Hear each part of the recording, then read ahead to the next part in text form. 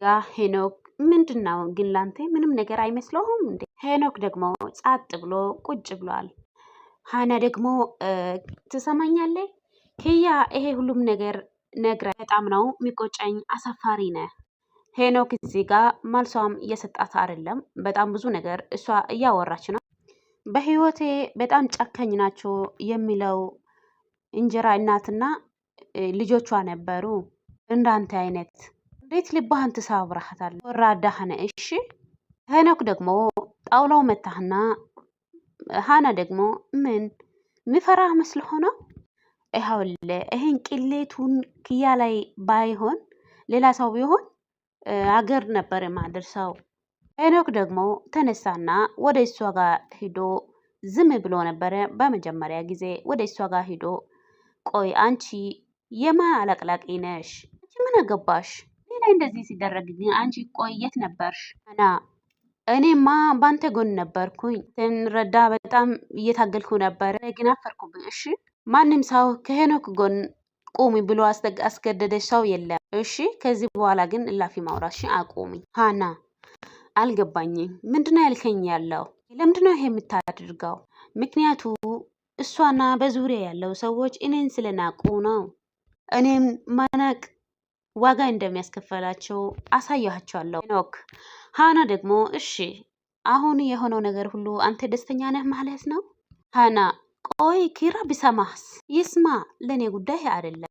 እሱም ቢሆንም የድሮ ማንነቴን ያነሳ ዝቅ እያደረገኝ ሃና። እና አሁን እየተረጋገጥክ ነው ማለት ነው እንዴ?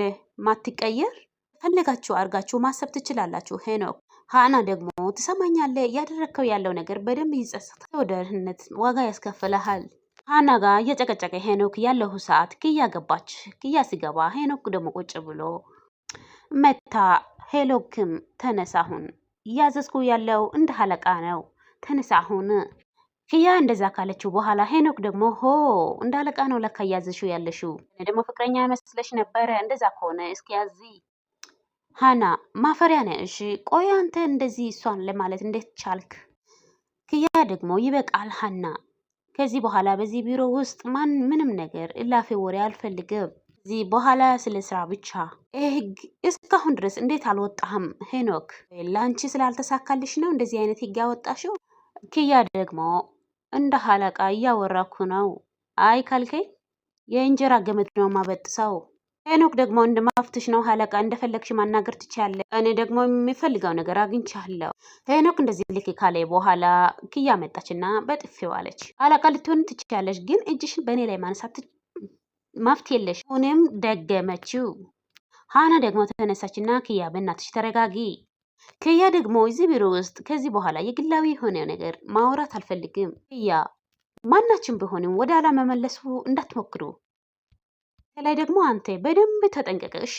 ሄኖክ አንቺ ብትሆኚ ልጅሽ ወይ ባልሽ አይደለሁም። ክያ ውስጥ ላይ የተኛው ሰይጣን የቀሰቀስከሃል። ስለዚህ ከዚህ በኋላ በደንብ መፍራት ነው የሚያደደ ልብ ምን አይነት ጊዜ እንደሚጠላ ታውቀዋል። መጀመሪያም እንደማትወጂ ትነግሪያን ነበር። አሁን እስኪ ማን ነው የሚወደው ማን ነው የሚጥለው? ክያ አታስብ፣ በአንድ ባብ ሁለት ጅል አይደለሁም። በዚህ አልተረዳውም። ክያ ደግሞ እኔ ቆ ደግሞ በደንብ አድርጌ አስለቅሳለሁ እሺ። ክያ ደግሞ ሃና ደግሞ አረ ነገሩን በረዳ አድርጉ አለቃ እንዳይሰማ፣ ማንም ሰው ሳይልሰማ መሀላችን ጥሩነት ባይፈት እጁ ሁነ። መጀመሪያ ፍቅራችን አደባባይ የወጣሽው አንቺ ነሽ። ሄኖክ ራስሽን በርታ አድርጊ። እንደዛ ብሎ ሄኖክ ከወጣ በኋላ ሃና ደግሞ ወደ ክያ መጣ። ክያ ደህና ነሽ? ክያ በጣም ደነገጠች፣ በጣም ተናደደች። እና ሃና ከዚህ በኋላ ደህና ነሽ ብለሽ እንዳትጠይቂ፣ ምን አይነት ጠንካራ ሰው እንደሆንኩ ታየዋለሽ። ማንንም ሰው አጥቼ ማኖር እችል ነው እኮ፣ ግን አምነሽ በዚህ ሰዓት ድረስ ብላ እሷ ወሬውም ሳልጨርስ ክያ ደግሞ በቃሽ ሃና፣ ከሱ በላይ ደግሞ አንቺ የአንቺ የማይረባ ንግግር እያናደደ ነው። ንግግርሽ ልታቆሚ ትችያለሽ። ይቅርታ በቃ አሁን ወደ ስራ። እንግዲህ እዚህ ጋር ሄኖክ ወጣ ብሎ ከነሱ ተናዶ ስመጣ አንድ አባት አገኘና እንዴት ነህ ደህና ነህ ወይ ሲል ሄኖክ ደህና ነኝ እያለ ነበረ። ከዛ ደህና አትመስልም ስል እንዴት ደህና ነኝ ስል የዘንድሮ ሴቶች እኮ በጣም ያናድዳሉ አይደል ስል እንዴት አወክ? በሴት እንደተናደድኩኝ እንዴት አወቅኩ? ደህና ነኝ ብሎ ሲያልፍ ጊዜ እንደ ጓደኛ አብሬን ማጠጣትና ማብላት እንችላለን ስል ስጠይቅ ሄኖክ ደግሞ አልገባኝም፣ ግን አንተ ማን ነህ ደግሞ በዚህ እድሜዎት ከኔ ጋር ጓደኛ መሆን አይከብድህም? ታውቅና ሀይ ልጅ እድሜ ከቁጥር ነው ነሁ ልብ ነው።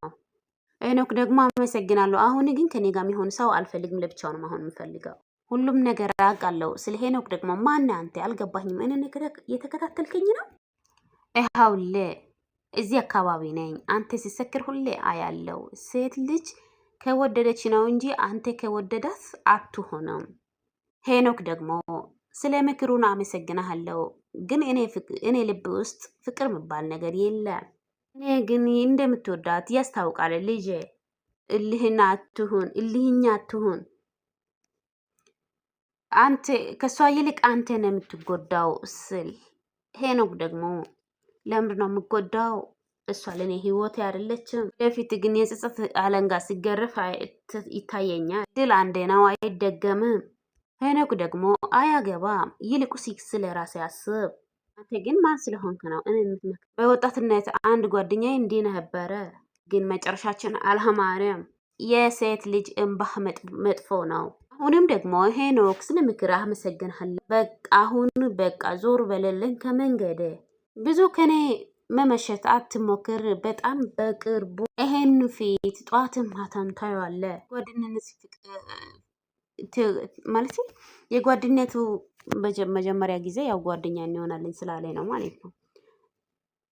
ተቀብላለህ ብለህ ካሰብክ ተሳስተሃል። ጭራሽ አላደርገውም።